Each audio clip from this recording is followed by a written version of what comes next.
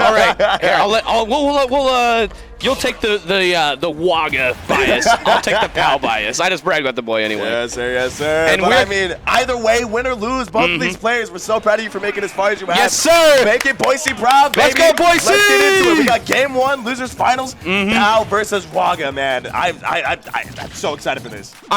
Dude, this is gonna be so good. And like we said, they trade sets. Typically, it's in POW's favor, but recently, I don't know who's going to take this, man. They go tit for tat on this right now, bro. It is so even between the two of them. I do not know how it's going to turn out. No, most definitely, and it feels like the last few ABUs, it seems like Waga's had his number, but at the last ABU, which is our local tournament that we hold bi-weekly, right?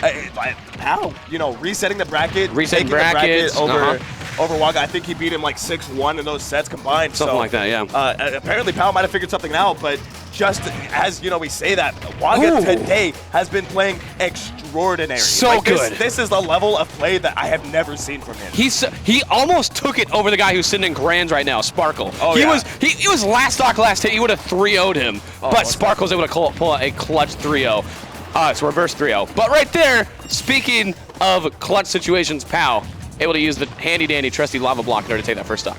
Oh, absolutely. And right now, this is such a scary situation to be in. Against Steve, you never wanted to have that lead because he could do stuff like this where he just kind of runs at you. Oh, unfortunately, the Waga's down smash is going to send the wrong way. Oh, and honestly, that could be detrimental right now. Steve's able to pull up some extra credit. That is one of the characters you do not want to see rolling with the lead at all. And yeah, already, almost 90% put onto Waga based on unfortunate boxes. DDZ moment taking both of the stocks there. But I mean, POW will take it. Yeah. He's still up a completely solid stock. Absolutely. And you got Diamond right now, too. You are in the blender, good sir. 50%, man. That is nothing to be trifled with. Already at kill percent with the Forge match, potentially, man. I mean, we're playing in Minecraft already because he is in his zone. And this is exactly where he wants to be. But I mean, again, man, this is R.O.B. This is a character that can easily just kind of run you down and steal a game from you at any point. But as I say, it does not matter. Just a little too solid. It doesn't matter how technical you are.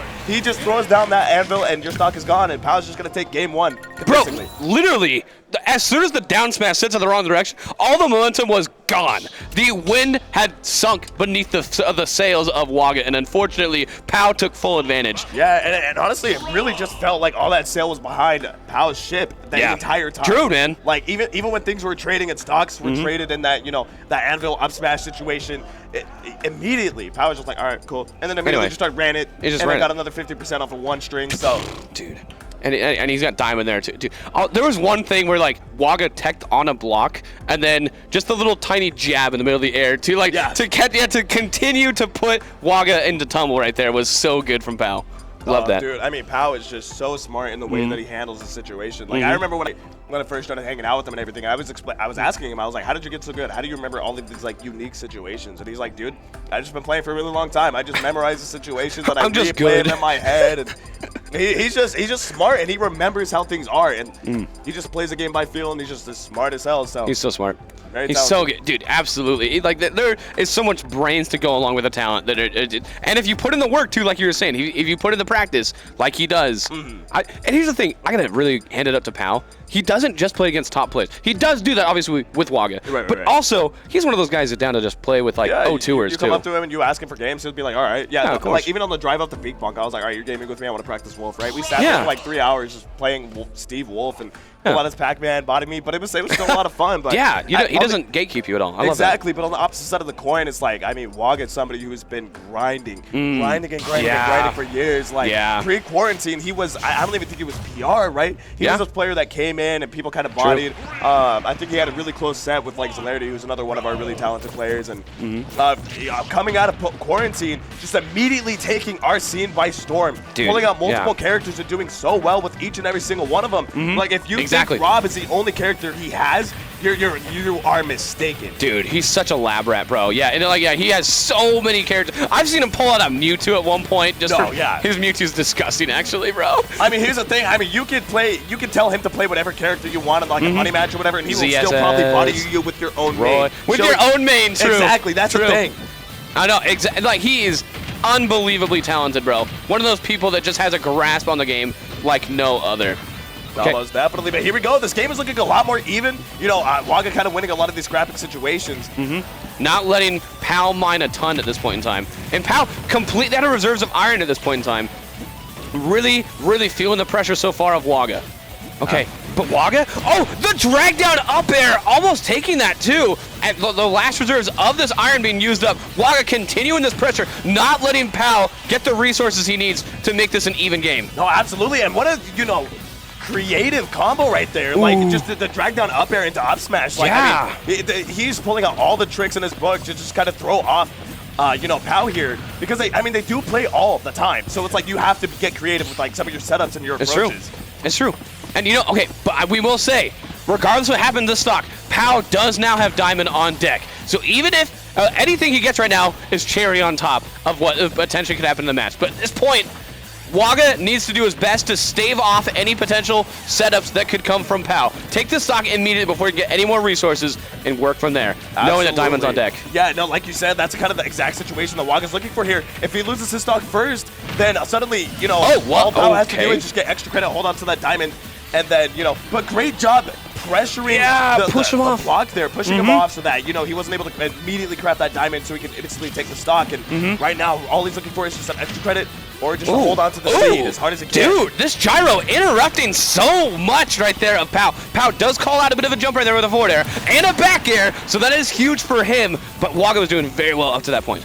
Okay. Oh, absolutely. Okay, this is a scary situation to be in. What do you do here? He's just going to keep matching. He down tilts into the block, baby! Come on now! I can use those too. All right, but getting a little bit built up on there, some down tilt, or some up tilts into a bit of a back air as well. Pal jumping into the laser. Waga needs to take this stock before Pal gets another Diamond on deck. Yeah, no, I mean, dude, oh my god, that was such a great parry on the anvil, second hitbox there. Narrowly getting out and finding a little bit of punish, even though he's not able to find the kill with the back air. But scary situation to be in. You are stuck on ledge versus Steve, and this character can set up as many setups as he wants to kind of psych you out and make you second guess yourself. So true, bro. It is the most creative character in the game, no pun intended whatsoever. The back air, the raw right up onto the shield right there too. All that Pal has for materials right now, just a little bit of iron, a little bit of stone. If you can pressure him right now as Waga, make sure that you cannot play your game as Steve. It'll be great for you. But unfortunately, the diamond mine of Steve is gonna get a lot of resource from him right there. Okay. Absolutely, and yo, he's doing such a good job of being able to spot dodge that second hitbox and then actually finding a little bit of damage off of that. So right now, Waga has 48% of extra credit, 55, 66. Okay, he's doing good damage. Job. He's got 80 now. Oh, I love that gyro usage, man. Get off my stage! Oh, just the last hit right there! He's actually going to send him back out. I mean, he's doing a great job of controlling this leg, but the up smash is not going to find anything, and you got to be careful because you might just find yourself in the Steve blender. But dude, he has no minecart to work with. He has no anvil to work with. Steve is just going to do his best to play funnies right now and try to get him back in the match. Oh, but the spot dodge being caught on the side B. He touched the block though. He's able to tech off of that, and he gets a little bit of resources to work with. This is nigh on even. Oh no! The block again. It's going to be untakeable. Spiking him down into the blast zone, and Waga's going to end up taking game 2 here. Dude, that looked like a complete mirror flip of what happened in that game 1, man. No, the momentum was taken so well by Waga, not allowing Pal to mine whatsoever, not allowing him to get set up into the insane Steve stuff that we know he can do, and just keeping consistent pressure with his projectiles, with the gyro, with the laser, making it so Pal never feels safe and never feels like he can take his time to set himself up. No, I completely agree, and here's kind of the polarizing positions of both of these players, right? Yeah. Where, as you said, that Waga is actually one of those players who is either super on or, you know, super off, right? Like, True. He does have his consistent level of play where it is really good, but there are times where he will just randomly turn the hell up and just murder the hell out of you. And you sit there and you're just wondering, like, what the hell happened? Whereas Pal is just super consistent, super patient. You know you're getting from him. What to do and where, right? I mean, he does have those situations where, like, he's more so matchup checking you and kind of like setting up these interesting situations that Steve can create. But I mean, that's kind of the two different positions here. So it's more of just, you know, the fire and technical skill versus somebody who's studied. Exactly. One and what will make the last right here? Will it be the person that is on fire randomly and sometimes can take entire tournaments, or will it be the tried and true, the one that is consistent at this point in time? Well, right now that is basically dead even. Both styles proving their mettle. Oh my goodness, that was insane. Yeah, and you can tell just how prepared like Waga is for just about any option that you send out. Like, I mean, just because literally, like I'm saying, that's like the one time that I haven't been caster cursed in so many sets, man.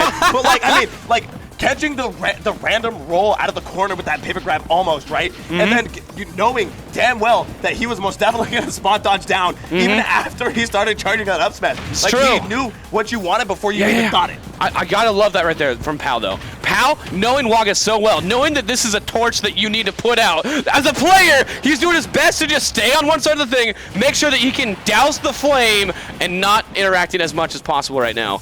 Making it so he can slow the roll. But Waga doing his best to keep the Jets turned up! The tomahawk into the up tilt and the up air too. Barely surviving off the top of Steve, but he still catches him! He still catches him! That was insane. Just recognizing that, like honestly, Pal's playing kind of scared right now. Yeah. He wanted to sit in that shield and he wanted to wait for Waga to actually make a mistake there, but Waga recognizing that, wave landing onto the platform and just like resetting his advantage. Dude, the insane B-reverse laser right there too. Okay, the anvil gonna take a little bit, but Pal, you are down so much right now, and Waga is in your face, down tilting. Make sure you do not feel safe whatsoever. Okay, jumping right now. Get a bit of a reverse, reset to neutral. Nothing insane at this point. Up airing, getting a nice combo. Oh, actually, excuse me. Oh yeah, sit 58%. You will take that if you're Pal. That's just a little bit of the piece of the puzzle that you need in order to come back into this match. Most definitely, but I mean, look at that. Like, I mean, Waga still is lapping in percent almost, just as Pal takes it back, but I mean, down so much with so much extra credit. I mean, and against a character like R.O.B, who has so much control, but the block is actually going to work against Pal here and keep Waga alive. That's so unfortunate. Dude!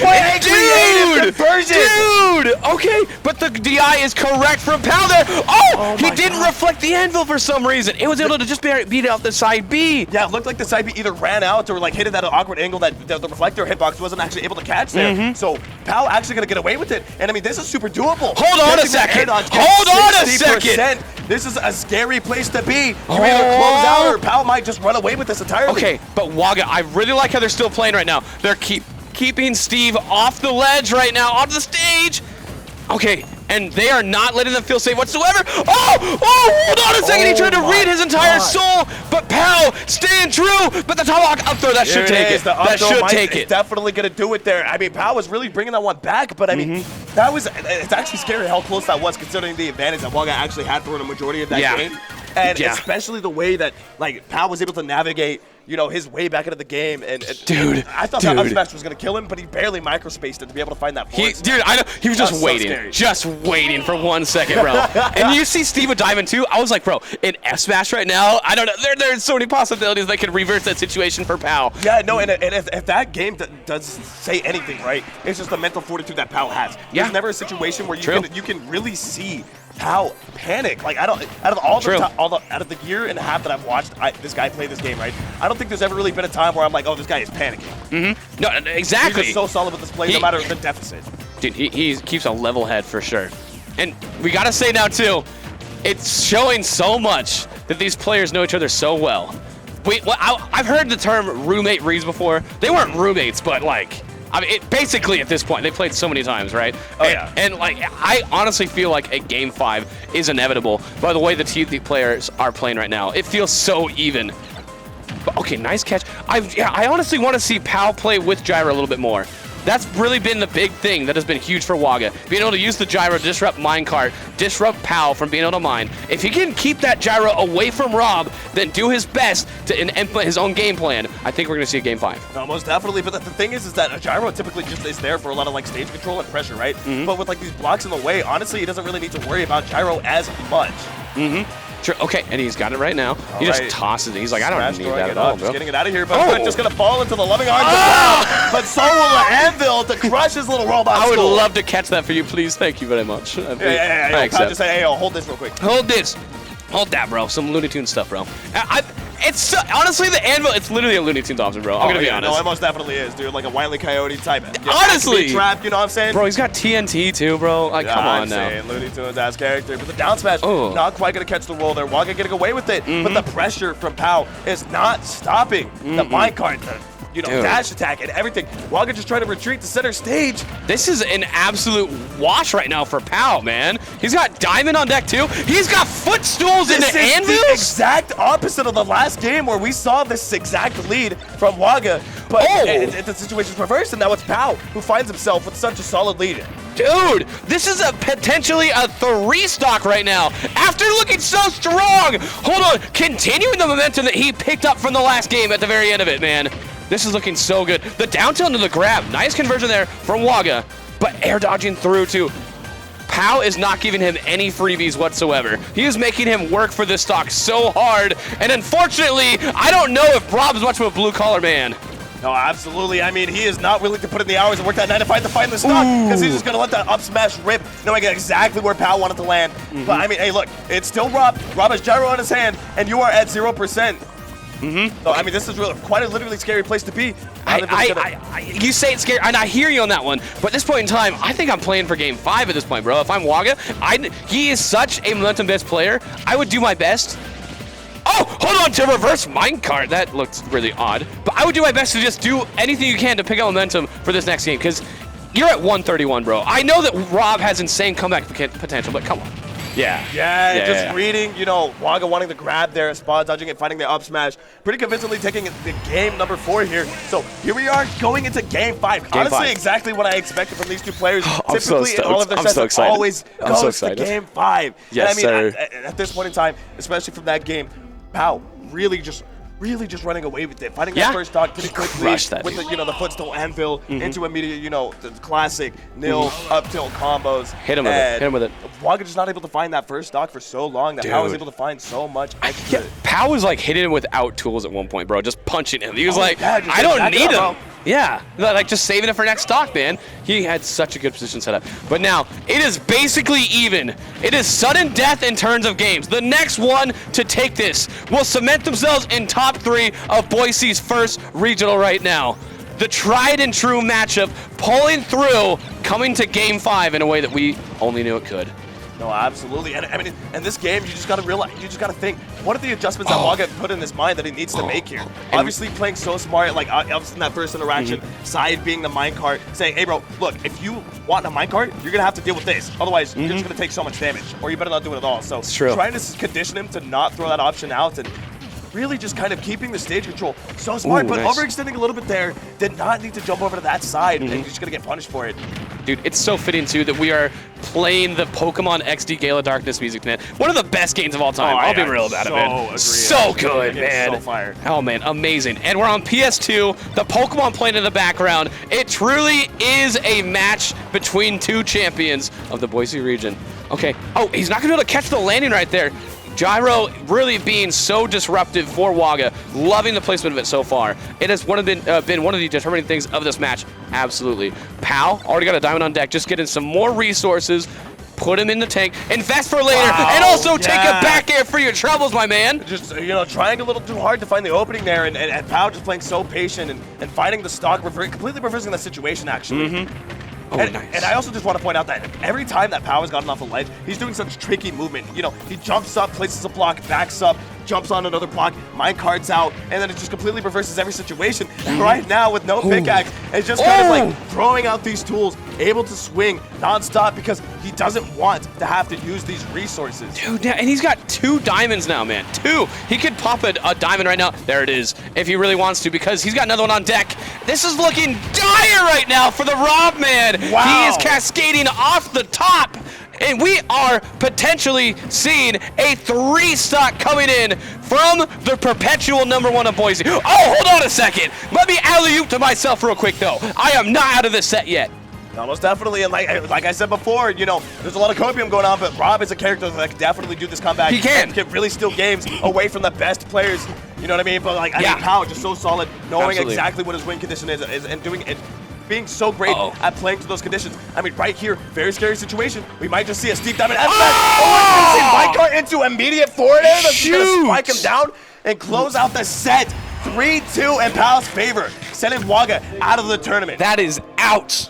Excuse you, good sir. You thought that you had a good alley-oop on the stock previous. Let me tell you right now. Let me shoot that minecart and spike it down right there, looking like Haikyuu on the sticks right there. Pretty good stuff. And the way that the set played out and just the momentum shifting and the adjustments that were made, right? Like, if you think about it, how dominant Game 2 was for Waga. Yeah. Or Game 3 was for Waga, right? Yeah. Just for Pao to immediately almost basically three-stock him, and then proceed to almost basically three-stock him in Game 5 as well. Dude. Like, I don't know what he figured out at the end of that match. How does he almost do brought it? it back. I don't get it. I mean, just something clicked, and it just worked from there on out. The adaptations, man, that's truly what separates top players from the people who go 0-2 at tournament. Like, even if you have a good game plan going into it, it's going to be great. But how can you adapt on the fly? How can you interact with what your opponent is trying to do? How can you do your best to implement what your control